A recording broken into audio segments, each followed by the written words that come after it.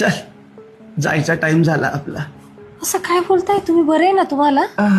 हा? मी बरा आहे.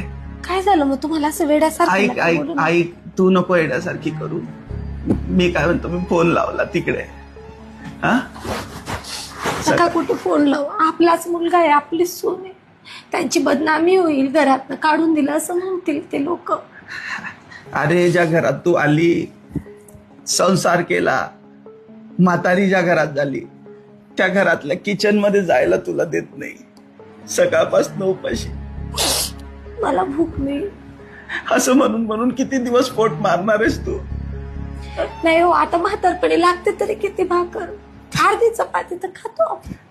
करून घेतील ना आपले पोरं. मोठे झाले, हुशार झाले, आणि आपल्या शिकले. गोलूच काय, तो तर अजून छोटासा. तो नाही राहणार, ताप काढून घेईल तो.